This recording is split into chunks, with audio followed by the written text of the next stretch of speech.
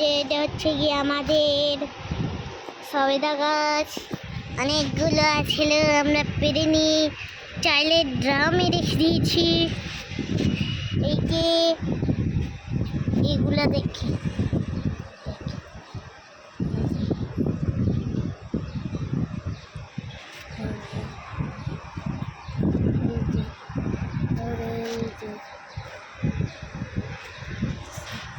তারপরে যে দুটা আছে, একটা গাছ বেরোচ্ছে, চোরা। আর এটা হচ্ছে কি কলা গাছ।